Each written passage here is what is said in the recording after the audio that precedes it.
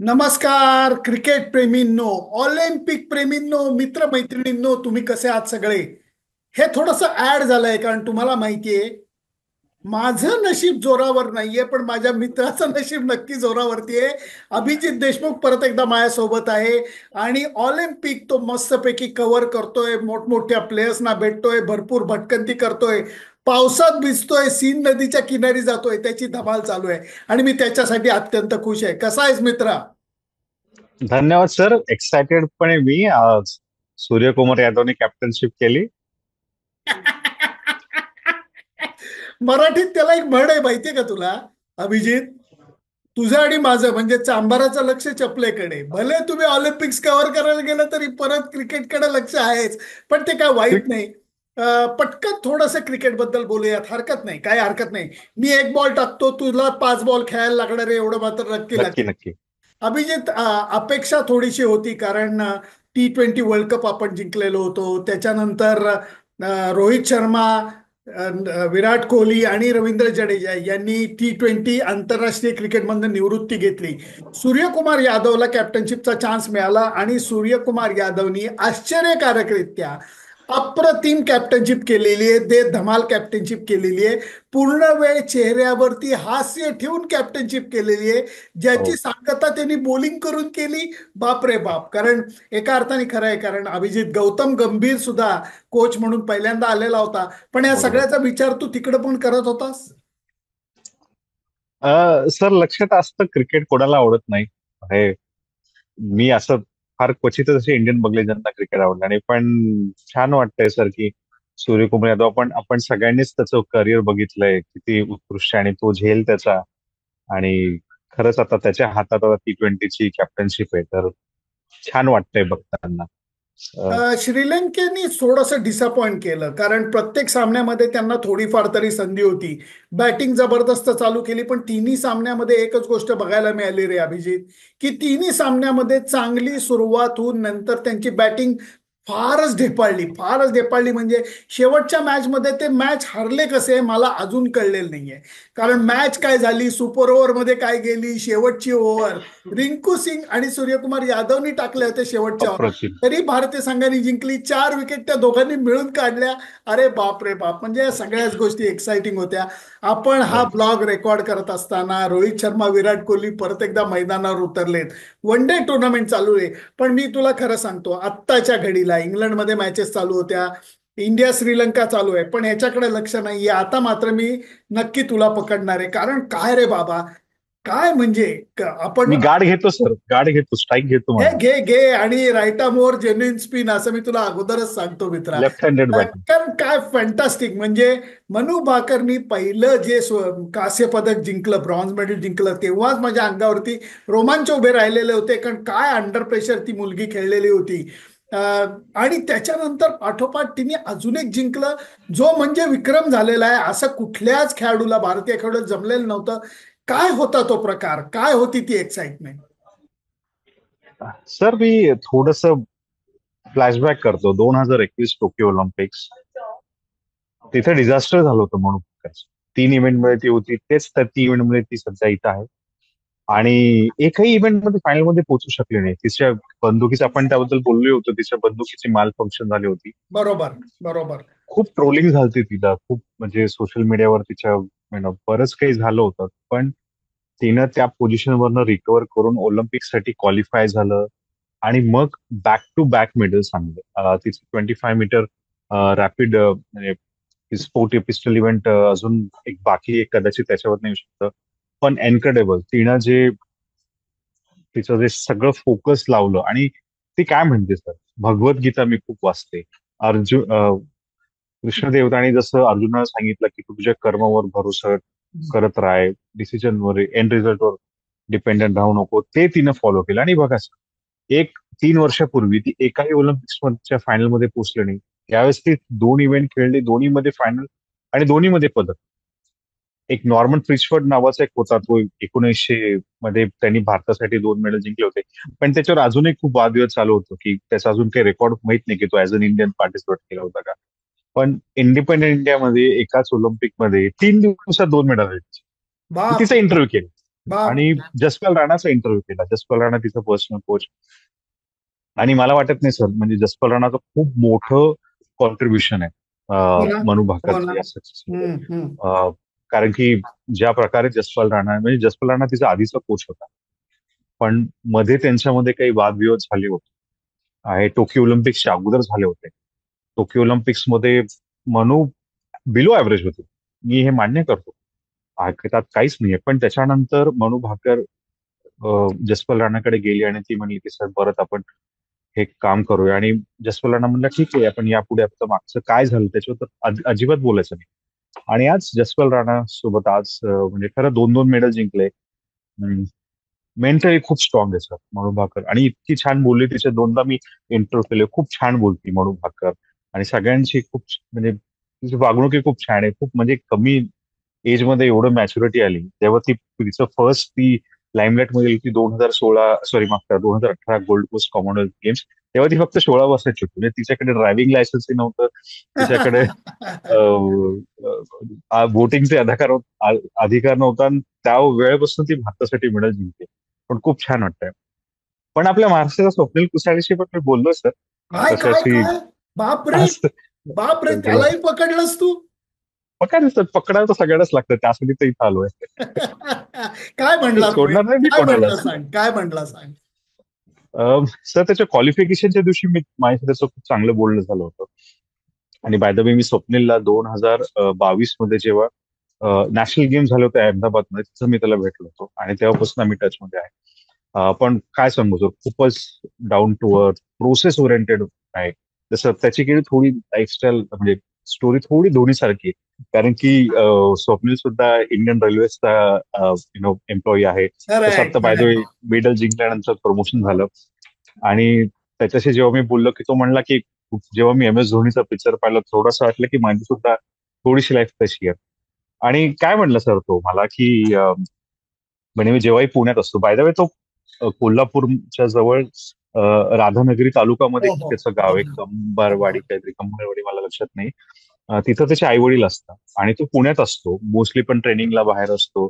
अम, तर तो म्हणाला की मी जेव्हाही पुण्यात असतो तर मी दगडूशेठ हलवाई मंदिरला रोज जात असतो. वाव. हे जेव्हा वाव. तो मला म्हणला, मी म्हणलं आणि मी सुद्धा जातो सर, मला खूप आवडतं दर्शनाला. आणि जेव्हा तो असं म्हणला आणि त्याचं बाय द वे क्वालिफिकेशन झालं होतं, तर त्याला मी म्हणलं की स्वप्नील फायनल उद्या, डोंट वरी, गणपती बाप्पा तुझ्यासोबत.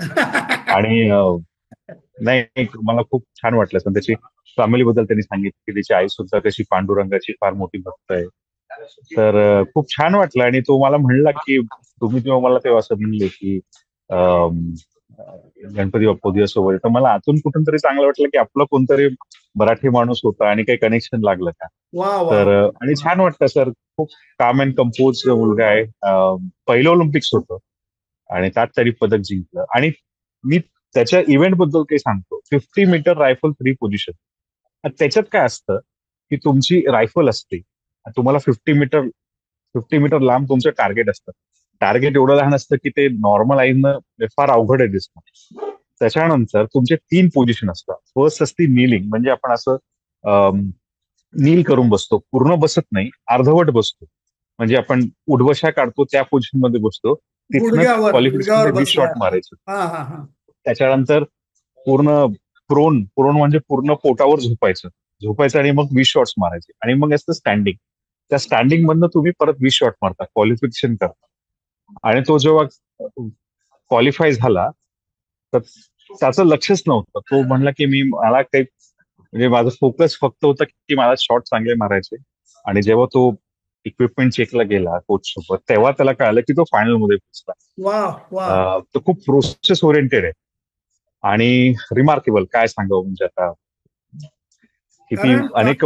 योगायोग काय बघ ना, की खाशाबा जाधवांनी इतक्या वर्षांपूर्वी महाराष्ट्राचा खेळाडू हो, म्हणून मेडल आणलेलं होतं, तेही कोल्हापूरच्या भागातल्या. स्वप्नीलही हो, कोल्हापूरच्या भागातला. हो, भन्नाट योगायोग आहे. आणि ह्याच्यात आनंद कशाचा होतो माहितीये का, की शहरी मुलांना जे असतं सर्व सोयी सुविधा मिळतात, कित्येक हो, वेळेला घरची सुबत्ता असते.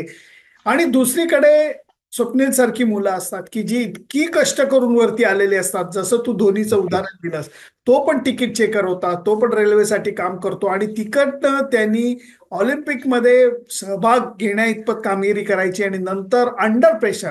नेहमी मी सगळ्यांना एक गोष्ट सांगत असतो, खेळणं एक गोष्ट आहे, अंडर प्रेशर खेळणं एक गोष्ट आहे. आणि ह्याच्यामध्ये तुम्ही लक्षात घ्या, एकेका खेळ प्रकारामध्ये जगामध्ये तुम्ही पहिल्या 3 क्रमांकात आलात तर तुम्हाला मेडल मिळतं. खूप काय म्हणजे काय स्पर्धा आहे, काय तीव्रतेची ही स्पर्धा आहे, काय त्याचं दडपण आहे. आणि त्या दडपणाला अंगावर झेलत तुम्हाला कामगिरी, सर्वोत्तम कामगिरी करून दाखवायला लागते. बाप रे बाप. पण इथे एक गोष्ट मला मेन्शन तर नक्की. हे शूटिंग किती अवघड आहे मी सांगू का सर? सांग सांग सांग. म्हणजे अभिनव बिंद्रा बीजिंग मध्ये गोल्ड मेडल जिंकला, पण रिओ मध्ये जेव्हा मी होतो त्याचं ब्रॉन्झ मेडल थोडक्यात हुकलं, शूट ऑफ झालं होतं. आणि त्या शूट ऑफ केवढं झालं होतं माहितीये का? म्हणजे जर आपली एखादी सेफ्टी पिन असते ना, हो. ती सेफ्टी पिनच्या टोकला तुम्हाला शूट करायचं 10 मीटर लांबून. बापरे. ते जर टोकला लागलं तर एवढं अवघड आहे शूटिंग. तर बापरे. म्हणजे अजूनही मला म्हणजे कधी कधी असं वाटतं की टीव्ही लावलाय 10-20 मीटर आपल्याला कधी कधी दिसत नाही, त्यांना शूट करायचं. सर, माझे हार्टबीट्स खूप वाढले होते बडू भागकरच्या आणि स्वप्नीलच्या इव्हेंट मध्ये, कारण की म्हणजे इमॅजिन करा की त्यांच्यावर किती प्रेशर असेल. आणि भयानक. हेच क्रिकेटर बद्दल असे आपण म्हणतो इझिली की ते परफॉर्म नाही केलं, पण त्यांना सुद्धा किती वाईट वाटतं, त्यांचं सुद्धा किती अवघड असतं त्यांना. आपल्याला तिथं बसून टीव्हीवर बसून आपले हार्टबीट्स वाटतात, त्यांचं तर किती अवघड असेल लाईफ खरंच सगळं खरंच. पण इथपर्यंत पोहोचणं. नाही नाही, अमेझिंग. म्हणजे त्यांचं कौतुक करावं तेवढं कमी आहे. कारण अभिजित, पण इथे एक गोष्ट नक्की मुद्दाम सांगावीशी वाटते. गेल्या काही वर्षांमध्ये स्पोर्ट्स अथॉरिटी ऑफ इंडिया झाले, शूटिंग फेडरेशन झालं, भारत सरकार झालं, हे खेळाडूंच्या मागे खंबीरपणे उभे आहेत. याच्याविषयी हो. निवांत आणि डिटेल मी तुझ्याशी बोलणारच आहे. परंतु शूटिंग सारख्या खेळामध्ये, की ज्याला ऑलिम्पिकमध्ये आपल्याला म्हणावं तसं यश मिळालेलं नव्हतं, त्या मानाने भारत सरकारने जो सपोर्ट शूटरसाठी केलेला होता टोकियोमध्ये, तर केवढ्या अपेक्षा होत्या आपल्याला, प्रचंड अपेक्षा होत्या. ह्या प्रचंड. वेळेला सुद्धा आपल्या अपेक्षा होत्या आणि आता आपल्याला निदान 3 मेडल तरी आलेली आहेत. तर भारत ती सरकार. कसर पूर्ण काढली.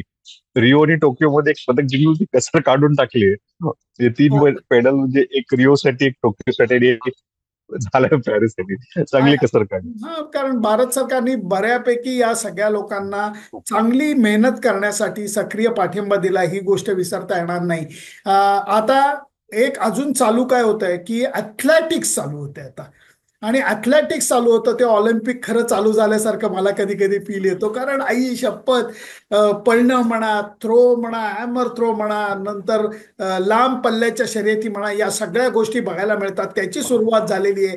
भारतीय खेळाडूंबद्दल आपण बोललोच आणि याच्यामध्ये काही ठिकाणी काय म्हणतात ते, एक धागा सुखाचा 100 धागे दुःखांचे. त्याचं कारण असं वाटतं की सिंधू आहे, सात्विक आणि चिरागची जोडी आहे, यांना अनफॉर्च्युनेटली हार पत्करावी लागली.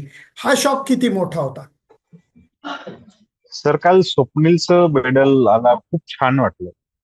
पण त्याच्यानंतर इतकं दुःख बघितलं, कभी खुशी गम कभी गम असं झालं.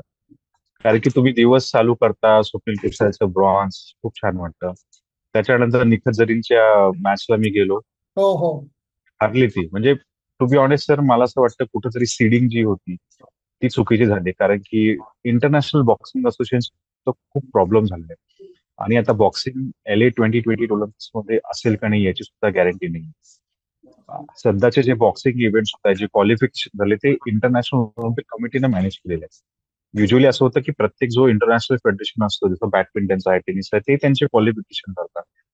पण IBA होतं, बॉक्सिंग असोसिएशन हे वेगळे होतं, त्यामुळे खूप असं चॉस झाला आणि त्याच्यामध्ये निखत जरीनला कुठेतरी सीडिंग भेटली नाही. इमॅजिन करायचं, 2 टाइम वर्ल्ड चॅम्पियन आहे, तिला सीडिंग कशी भेटली नाही. तिचा फर्स्ट राऊंड ती जिंकली, सेकंड राऊंड मध्ये तिला चायनीज जी टॉप सीड आहे तिच्यासोबत मॅच झाली. पर बाय द वे तिचं एशियन गेम्स मध्ये सुद्धा मेडल आहे. तर ते कॅल्क्युलेशन फार यावेळेस चुकलेलं आहे. तर त्याच्यामुळे मला वाटतं की Nikhat undoubtedly sir one of the favourite होती जिंकायला. तिचं जर हे सीडिंगचा प्रकार झाला नसतं, ती निखत पक्क मेडल जिंकली असती.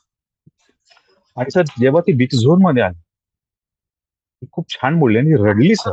आई गाई. अक्षरशः रडली. मी तिचा फोटो ट्विटरवर टाकलेला, तुम्ही नक्की जाऊन बघा. म्हणजे मी निखतला खूप वर्षापासून ओळखतोय. तिला मी रडताना कधीच बघितलं नाही. आणि ती रडताना एक आमच्या कलिगला हक केलं. ती म्हणली की सॉरी, मैं देश के लिए मेडल नाही जीत पाया. आई म्हणजे गाई. तिथंच आई.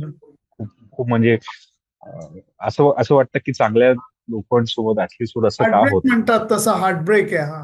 हार्टब्रेक. हार्ट ब्रेक ऍब्सोल्युटली म्हणजे. पण एक आणि ती अभिजित म्हणली मला की मी खाल्लं नव्हतं. बाय द वे मी थोडं सांगतोय सर, सॉरी. बोल कारण बोल. की ऍथलीटला प्रत्येक दिवशी, बॉक्सरला प्रत्येक दिवशी एक पर्टिक्युलर टाइम, 8 AM किंवा 8:30 AM त्याचा वेट करू लागतं. ती 50 किलोग्राम मध्ये, तिचं नॉर्मली ती 53 मध्ये असते, तिला वेट कमी करून जर तुमचं वेट नाही आलं ना, तुम्ही खेळू शकत नाही. तर ती म्हणली की मी 2 दिवस काहीच खाल्लं नाही. आई इमॅजिन करा. ग. आई ग.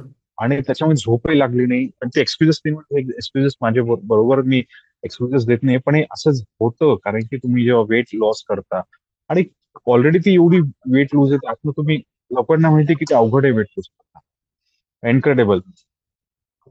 त्याच्यानंतर आम्ही सिंधूच्या मॅच, सात्विक आणि चिरागच्या मॅच, तो मला वाटतं सगळ्यात मोठा अपसेट. हो ना, हो कारण ना. की ते दोघं सीडेड होते आणि खूप ट्रेमेंडस वर्क. सर, याच अरेनामध्ये यावर्षी त्यांनी फ्रेंच ओपन जिंकला होता आणि क्वार्टर फायनल तर जिंकणं अपेक्षित होतं. पहिला गेमही ते जिंकले, नंतरचे दोन ते हारले. खूप म्हणजे तो फार मोठा, म्हणजे आम्हाला सदमा लागला धक्का होता. की सात्विक आणि चिराग क्वार्टर फायनल मध्ये हार.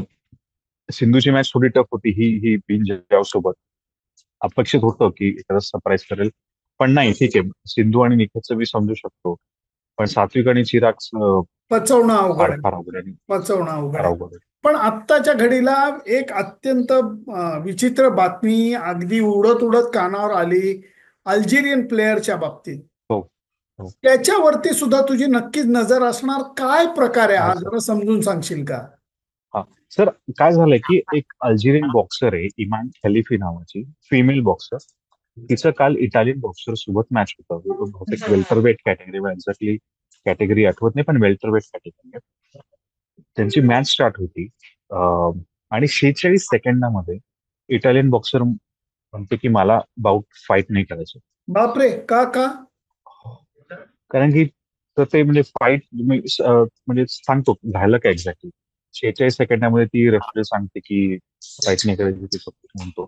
आणि त्याच्यानंतर जेव्हा ते बॉक्सिंग मध्ये आपला हात असं वर करतो दोन्ही करून, आणि त्याच्यानंतर हँडशेक करतात, पण इटालियन बॉक्सरनी हँडशेक केलं नाही.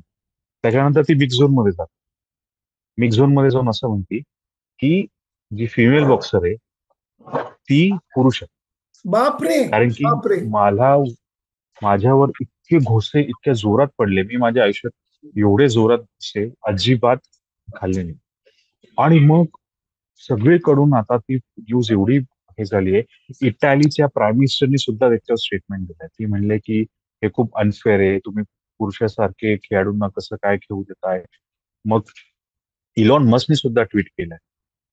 खूप सगळीकडे जो चाललंय वातावरण, आणि मग शेवटी आयओसी मीडियाला एक स्टेटमेंट रिलीज करू लागलं. तर बेसिकली मी थोडं आयओसी मीडियाच्या स्टेटमेंटच्या अगोदर एक सांगतो की झालंय काय, की जी इमान खलिफी जी बॉक्सर आहे, तिचं क्रोमोसोम्स XY आहे. आता क्रोमोसोम्स म्हणजे काय, जेव्हा एखादा कुठलाही व्यक्ती जन्माला येतो, तर तो पुरुष असेल तर XY आणि मुलगी असेल तर XX असं असतं. तर तिचं XY, पण ती स्त्री आहे. बर. थोडक्यात म्हणायला की ट्रान्सजेंडर म्हणायला हरकत नाही. हम्म. पण ती ऍज अ वुमन ऍथलीट म्हणून ती आयुष्यभर खेळत आलेली आहे. तिच्या पासपोर्टवर फिमेल ऍथलीट म्हणून आहे. बाय द वे, तिनं हा ऑलिम्पिक्स खेळण्या अगोदर टोकियो ऑलिम्पिक्स मध्ये सुद्धा तिनं पार्टिसिपेट केला होता. तेव्हा ती मला वाटतं सेकंड राऊंड मध्ये हरली होती. त्याच्यानंतर जी ऑलिम्पिक क्वालिफिकेशन होती त्याच्यावर ती खेळलेली आहे. अल्जेरियाचे जे आपलं असतं, त्यांचं जे काही गेम्स आहे त्याच्यात ती फिमेल म्हणून खेळलेली आहे. आणि आता आयओसी हे सगळं मॅनेज करते, तर त्यांनी या क्रायटेरियावर तिला या ऑलिम्पिक्स मध्ये खेळू दिलं होतं. इंटरनॅशनल बॉक्सिंग असोसिएशनचं असं म्हणणं आहे की वर्ल्ड चॅम्पियनशिप बॉक्सिंग मध्ये आम्हाला जेव्हा असं म्हणजे थोडा डाऊट आला होता, तर आम्ही तिला त्या टुर्नामेंटमध्ये तिला बाड केलं होतं, तिला काढलं होतं. पण जे काही क्वालिफिकेशन हे आज नवीन नाहीये. ती इमान खलिफी बरेच वर्षापासून बॉक्सिंग वर्ल्ड मध्ये आहे आणि आता सोफार खूप मोठं त्याच्यावर वादविवाद झाले. मग आयओसी मीडियाचं असं म्हणणं आहे की एक ऑफिशियल स्टेटमेंट त्यांनी अनाऊन्स केलं, त्यामध्ये म्हणले की आम्ही फेअर प्ले करतोय, कारण की ह्या सगळ्या प्रोसेस सगळ्यांना आधी माहिती आहे की तिनं ऑलिम्पिक्स खेळलेलं आहे, क्वालिफिकेशन मध्ये आहे, हम्म. आणि फेअर प्ले, आम्ही बरोबर. इथं कुणाचं सपोर्ट करत नाही. पण सर, दोन्ही बाजू आहे, म्हणजे मी थोडं न्यूट्रल राहून म्हणतोय, कारण की एकीकडे त्या मुलींचं पण म्हणणं बरोबर आहे, कारण की त्यांना जर फेवरेट होसे बसत असेल तर कुठे ना कुठं काय आहे ते चेक करायला हरकत नाही. अशीच एक सिमिलर काइंड ऑफ सिच्युएशन झाली होती कॅस्टर सिमाईन, जी हो. ऍथलेटिक्समध्ये आहे, साऊथ आफ्रिकेची. साऊथ आफ्रिकाची. तर तिचं सुद्धा सेम केस आहे, तिचं सुद्धा क्रोमोसोम्स XY आहे. मग आता होतं काय की त्यावेळेस तिचं खूप मोठं म्हणजे तिच्यावर काय काय टेस्ट नव्हत्या केल्या, म्हणजे असं म्हणणं की रॅट सारख्या म्हणजे तिच्यावर टेस्ट केलं होतं, ब्लड सॅम्पल घेतलं होतं ते, आणि मग ती कोर्ट ऑर्बिटेशन मध्ये गेली होती स्वित्झर्लंडचं. मग तिथनं असं निघालं की कॅस्टर सिमॅनला तिचे टेस्टोरॉन्स कमी करायचे. टेस्टोरॉन्स कमी कर आणि मग तू पळ. मग मग त्या आणि तिच्या अगोदरचं जे मेडल होतं रिओ ऑलिम्पिक्स लंडन तिच्याकडनं घेतला. तर तिचा टेस्टोरॉन्स तिनं कमी केलं, मला माहित नाही, पण त्याच्यानंतर ती कधी खेळली नाही. तर हे सेम आधी जर झालं असतं ऑलिम्पिक्सच्या अगोदर, जर इव्हॅन बरोबर. खलिफीला म्हणलं असतं की जो टेस्टोरॉन्स कमी कर किंवा जे काही आहे, तर इथं कुठे ना कुठे ऑलिम्पिक्सच्या आयओसीची सुद्धा चुकी आहे, बॉक्सिंग असोसिएशनची सुद्धा चुकी आहे. आणि टू बी ऑनेस्ट एक अनफेअर सुद्धा आहे दोघांसाठी, कारण की हो आपण हो. शेवटी हे बघायला पाहिजे की ह्युमन राईट्स सुद्धा आहे. कारण की इमान खलिफी सुद्धा आधी ऑलिम्पिक्स मध्ये खेळलेली आहे, तिला सुद्धा तुम्ही एकदम बरं. एक माझं असं एक म्हणणं आहे, माझं कधी याच्यावर सांगेल की आता मीडिया किंवा जे कोणी लोक आहे आज हा असा प्रश्न विचारताय की का असं होतंय, ती का पुरुष आहे, ती जिंकते म्हणून प्रश्न विचारतात. ती जर हरली असती तर कोणी विचारलं नसतं. कोणी विचारत नाही. टोकियोला कोणी विचारलं का सेकंड कोणी राऊंडला? विचारलं नाही. इतके वर्ष मागे झाले कोणी विचारलं नाही. ती जिंकते म्हणून विचारताय. हा एक एक एक एक व्ह्यू आहे की जेव्हा तुम्ही जिंकता, कॅस्टर सिमेंटबद्दल का विचारलं लोकांनी, ती जिंकत होती. रिओ ऑलिम्पिक्स मध्ये गोल्ड मेडल होतं. तो लंडन मध्ये पोडियमवर फिनिश होती, जिंकते म्हणून. तुम्ही जर जिंकले नाही, टॉप फोर्थ जरी आले तरी कुणी लोक एवढे विचारणार नाही. अगदी बरोबर, अगदी बरोबर. आता आपण पुढचा विचार जर का या पुढच्या 3-4 दिवसाचा विचार केला, अर्थातच आपण हे बोलतोय, माझी नजर आत्तापासून संध्याकाळवरती आहे. त्याचं कारण लक्ष्य सेनची मॅच आहे. काय सुपर्ब खेळतोय रे, काय सुपर्ब खेळतोय तो. काय वाटतंय तुला प्रत्यक्ष बघताना? So त्याची मॅच चायनीज टॅपे CTC विरुद्ध आहे. अम, काढेल, मॅच काढेल मला असं वाटतंय. बस बस, कारण आता की काही फॉर्म बोल मध्ये. नको. कारण आपण हे पोस्ट करू तोपर्यंत ती मॅच चालू असेल किंवा झालेली सुद्धा असेल. पण फिंगर्स क्रॉस्ड, आपल्याला खरोखर म्हणतात तसं की त्याच्या मागं आपल्या तमाम भारतीयांच्या शुभेच्छा या त्याच्या मागे आहेत, अपेक्षा आहेत. ॲथलेटिक्सकडे आता मी मगाशी जसं एक जस्ट मी डोकावलो त्याच्यात, फक्त पुढच्या 3-4 दिवसामध्ये त्याच्यात सुद्धा धमाल उडणार आहे. कारण एकाहून एक स्टार्स जे आहेत, जागतिक स्टार्स हे मैदानावरती उतरणार आहेत. आपलेही काही खेळाडू उतरणार आहेत. त्यामुळे ॲथलेटिक्स बघण्याची मजा ही संपूर्णपणे और आहे असं मला तरी वाटतं. तुझं मत काय? नाही नाही, ऍथलेटिक्स तर माझ्या खूप हृदयाच्या जवळ आहे. कारण की माझा मित्र तिथं खेळत असतो. हा. पण आज मी जाणार आहे ऍथलेटिक्सला. आज वुमेन्स 5000 मीटरचं राऊंड आहे, त्यात पारुल चौधरी आहे, अंकिता आहे, आणि शॉर्टपुट मध्ये तेजिंदर पाल चौधरी ते आहे. पण ऍथलेटिक्स छान वाटतंय. आता नीरजचं इव्हेंट 6 ऑगस्टला क्वालिफिकेशन आहे. पण तिथं ट्रॅक अँड फील्ड मध्ये त्या स्टेडियम मध्ये गेलं एक वेगळंच वातावरण वेळ असतं. लागते ट्रॅक. आणि 4 ऑगस्टला म्हणजे काय दिवस आहे, म्हणजे काय दिवस. सेकंड संडे असतो ऑलिम्पिकचा. हॉटेस्ट 100 मीटर फायनल, टेनिसचं फायनल, अजून जे काय काय फायनल नसतं, म्हणजे त्या दिवशी तर डोकं चालतलंय की कुठं जावं, काय बघावं. एक बाय माझे द वे डोळे मी तुला, नजर आणि हलकर नाही कुरिअरनी माझे डोळे पाठवू का तुझ्याकडे? पाठवायला सर, नक्की पाठवा. काहीतरी करतो मी. कारण 2 डोळे पुरत नाहीत अशी अवस्था होते. काजू खाऊ का बदाम खाऊ अशी अवस्था होते. एकीकडे ऍथलेटिक्स, तू म्हणतो तसं 100 मीटर आहे, दुसरीकडे टेनिस आहे जिथं अल्काराज सारखा खेळाडू, जोकोविच सारखा खेळाडू खेळतोय. या सगळ्याकडे नजर ठेवणं म्हणजे खरोखर एक पत्रकार म्हणून मी तुला शेवटचा प्रश्न असा विचारेन. अनुभव तू घेतोयस, आज पहिला अनुभव नाहीये टोकियो ऑलिम्पिक्सचा, परंतु ही अशी गोष्ट आहे, वर्ल्ड कप क्रिकेट जसं आम्ही म्हणतो की एक नाही दोन नाही किती जरी केलं तरी मन भरत नाही, तसं ऑलिम्पिक्सला जाऊन हे जगातले सर्वात टॉप ॲथलीट्स आपापल्या खेळामध्ये परफॉर्म करताना प्रत्यक्ष बघायला मिळणं, कधी कधी तुझं असं होतं का रे की तुझ्यातला पत्रकार थोडासा मागे सरकतो आणि खेळातला रसिक हा पुढे येतो? असं होतं, माझं तर होतं बाबा असं. आहे सर. मी मी पत्रकार पेक्षा आधी मी त्याचा फॅन आहे सर, स्पोर्ट्स फॅन आहे. स्पोर्ट्स नंतर माझं प्रेम आहे, आणि मी ऑलिम्पिक्स ऑफकोर्स इंडियन ऍथलीट्सला कव्हर करण्यासाठी इथे जे काही स्टोरीज भेटतात. मी परवाच एक स्टोरी लिहिली आहे सर. स्वीडनचा एक शूटर आहे, म्हणजे 10 मीटर एअर रायफल मध्ये तो सिल्वर मेडल त्यांनी जिंकलंय. लिंगार्ड म्हणून, विक्टर लिंगार्ड म्हणून आहे त्याचं नाव. त्याच इव्हेंटमध्ये जेव्हा आपला अर्जुन बोगटा फोडतात, तर त्याचा प्रोफेशन काय असतं सर, इमॅजिन करा. काय रे? स्वीडनचा जो शूटर आहे. काय काय आहे? तो वेल्डिंग करतो, वेल्डिंग. आई शपथ. तो वेल्डर आहे. त्याची स्टोरी तुम्ही नक्की वाचा. वेल्डिंग करतो तो. तो म्हणतो माझं वेल्डिंग करण्याने कॉन्सन्ट्रेशन वाढतं. तो म्हणला की मी जेव्हा 10 मीटर एअर रायफलमध्ये सिल्वर मेडल जिंकलो. बाय द वे झालं काय होतं की स्वप्नील कुसालेचं जसं क्वालिफिकेशन कन्फर्म झालं, मी त्याच्यासाठी मिक्स झोन मध्ये थांबलो होतो. आणि तो स्वीडनचा शूटर तिथे आला. आणि मी म्हणलं यार, हा चेहरा लक्षात येतोय. मग लगेच रिअल झालं की अरे हा तर यांनी काल सिल्वर मेडल जिंकलं होतं अर्जुन बंबुड्याच्या 10 मीटर रायफलमध्ये. मग मी त्याला प्रश्न विचारलाय. तो लकीली इंग्लिश बोलत होता. तर तो म्हणला की I am a welder by profession. आता मी परत जाणार आहे तर मला माहित नाही, मला एक स्टॉक पाहिजे. माझा बॉस मला सुट्टी देणार का नाही. तो म्हणला की मी जेव्हा मेडल जिंकल्यानंतर परत हॉटेलमध्ये गेलो, फक्त जाऊन झोपलो, कारण की दुसऱ्या दिवशी माझी 50 मीटर रायफल 3 पोझिशनची प्रॅक्टिस होती. तर हे सगळ्या अशा गोष्टी वाटते म्हणजे वेल्डर माणूस जिंकतो. आणि हे एक असे खूप खूप उदाहरण असतात. मला एक आठवतं, म्हणजे मी कॉर्पोरेट जॉबमध्ये, म्हणजे लोकांना माहिती आहे की मी सॉफ्टवेअर इंजिनियर्स आहे. तर मी जेव्हा लंडनला काम करत होतो, म्हणजे माझं क्लायंट आहे बँकिंगमध्ये, खूप मोठं बँक आहे ते. तर त्या बँकिंगचा एक चीफ टेक्नॉलॉजी ऑफिसर आहे, रिक कॅरी म्हणून. हम्म, हम्म. 1992 बार्सिलोना ऑलिम्पिक्स मध्ये स्विमिंग मध्ये गोल्ड मेडल जिंकलेलं आहे. आई गो. स्विमिंग मध्ये. त्याला म्हणजे तो बापरे. त्या बँकेमध्ये चीफ टेक्नॉलॉजिकल ऑफिसर होता एका डिपार्टमेंटमध्ये. तर त्यांनी स्विमिंग सोडल्यानंतर तो टेक्नॉलॉजीमध्ये आला. आज एवढा मोठा माणूस झालाय. हा आणि बात. जेव्हा अशा लोकांना मी भेटतो, तर खरंच वाटतं. मी त्याला एकच प्रश्न विचारला होता. म्हणजे तो स्विमिंग बद्दल जास्त बोलत नाही, तो सांगतच नाही तुम्ही एवढा मोठा माणूस आहे स्विमर. म्हणजे माझ्यासाठी तो खूप मोठा आहे. आणि त्याच्यानंतर स्पोर्ट्स नंतर तुम्ही एक मोठा एवढं टेक्नॉलॉजीचं काम करताय तर याचं. तर मी त्याला एकच विचारला होता प्रश्न, की जेव्हा तुम्हाला आयुष्यामध्ये काही प्रॉब्लेम येतात, म्हणजे वर्क लाईफमध्ये, तर तुम्ही त्याला कसं करता. तो म्हणला, Abhijit, I just think what progress I have made every day. म्हणजे आपल्या सॉफ्टवेअर, म्हणजे कुठल्याही याच्यामध्ये आपल्याला इश्यूज येतात, पण तुम्ही रोज किती त्याच्यावर इम्प्रुव्हमेंट करताय, किती प्रोग्रेस करताय, ते महत्वाचं आहे. मी म्हणलं त्याच्यामुळे हा ऑलिम्पिक चॅम्पियन. Wow wow. खरंच ऑलिम्पिक्स नुसतं स्पोर्ट्स नाही आहे सर. ऑलिम्पिक एक खूप मोठी लाईफ आहे.